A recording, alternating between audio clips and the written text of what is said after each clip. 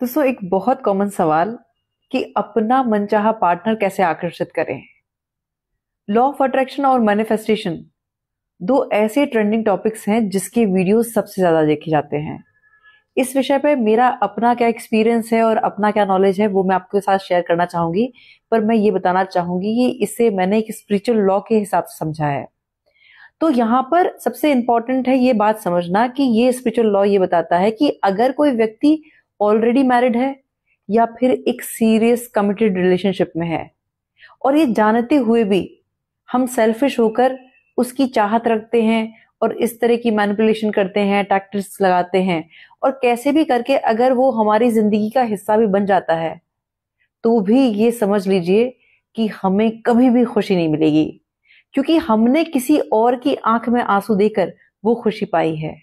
पर इसके विपरीत अगर हम सैक्रिफाइस करते हैं तो फिर ये कुदरत की जिम्मेदारी है कि वो हमारे चेहरे की मुस्कान कैसे बरकरार रखेगी। इसीलिए हमें कभी भी अपना कर्मा खराब नहीं करना है। अब हमें लॉ ऑफ अट्रैक्शन की जो रियल डेफिनेशन है उसे समझना है। पहले लॉ ऑफ अट्रैक्शन की जो डेफिनेशन है वो ये कहती है कि we don't get what we want, we get what we deserve. दूसरी डेफिनेशन कहती है कि we don't get what we want, we get who we are.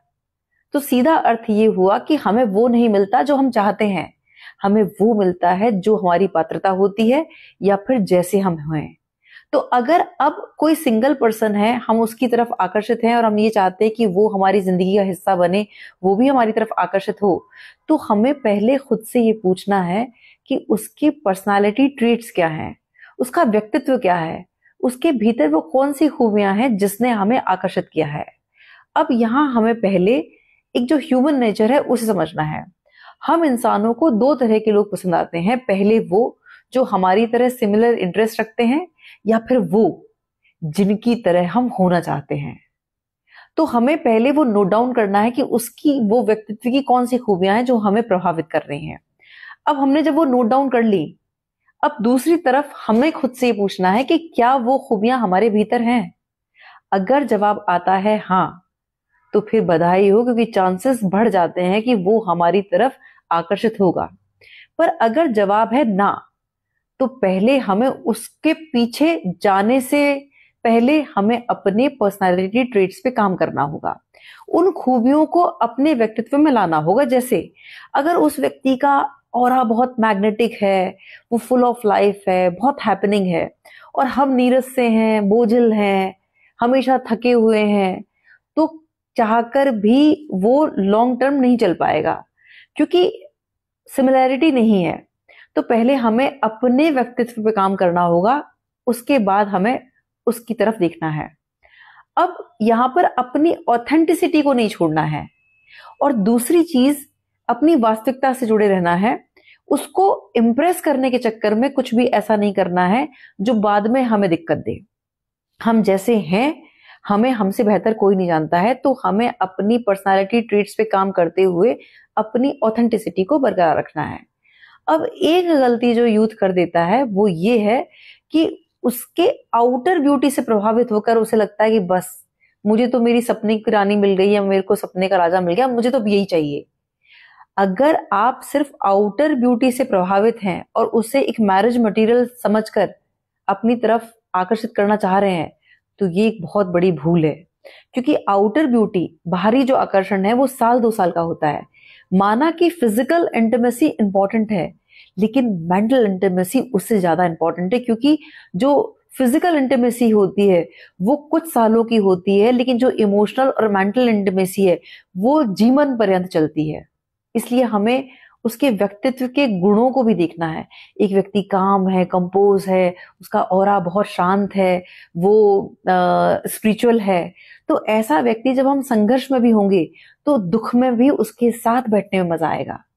इसलिए उसके जो गुण हैं उससे प्रभावित होना है और वैसे ही गुणों पे हमें खुद काम करना है।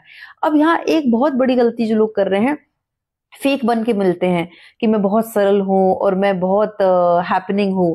बाद में क्या होता है कि इनसिक्योरिटीज आती हैं, मैनिपुलेशन होता है, डोमिनेंस होता है और शक होता है। तो इससे क्या होता है कि फिर वो ज्यादा दिन तक नहीं चल पाता है, क्योंकि हम उससे एक दूसरी पर्सनालिटी बन के मिले थे। फिर जब असलियत सामने आती है तो वो रिश्ता ब्रेक होता है।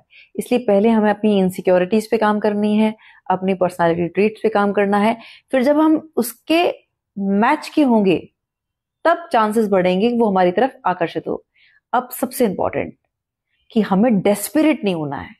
भगवान से ये प्रार्थना करनी है कि भगवान, ये व्यक्ति मुझे बहुत पसंद है, अगर ये मेरे लायक है और मैं इसके लायक हूं तो मेरी राह बनाओ, और अगर हम लायक नहीं हैं तो फिर मेरा मोह भंग कर दो। क्योंकि भगवान हमारे भविष्य को देख सकते हैं, हमें नहीं पता। क्योंकि दोस्तों आसपास मैंने ऐसे हजारों केसेस देखे कि लोग मरे जा रहे थे मैनिफेस्टेशन और उसको ये टेक्निक वो टेक्निक कि कैसे भी मैं उसे अट्रैक्ट कर लूं। अट्रैक्शन हुआ, शादी हुई, बड़े खुश थे, और अब वो कोर्ट कचहरी के चक्कर लगा रहे हैं। या फिर वो खुश नहीं है, घुटी हुई जिंदगी जी रहे हैं, और वो अपना दर्द किसी को बता भी नहीं सकते हैं क्योंकि उन्होंने उसे दुआओं में मांगा था। ऐसा नहीं करना है। मन का हो तो अच्छा, ना हो तो और भी अच्छा, क्योंकि फिर वो होता है जो ईश्वर की चाहत है। और जब, सबसे इंपॉर्टेंट चीज, जब हम अपनी पर्सनालिटी पे काम करते हैं, हमारे ट्रेट्स बहुत अट्रैक्टिव होते हैं, तब फिर हमें नहीं किसी के पास जाना होता। ऐसे हजारों लोग हमारी तरफ आकर्षित होते हैं, और फिर हमारी जिंदगी में वो आता है जो एक्चुअल में हमें डिजर्व करता है। बहुत बहुत आभार, नमस्कार, जय श्री राम।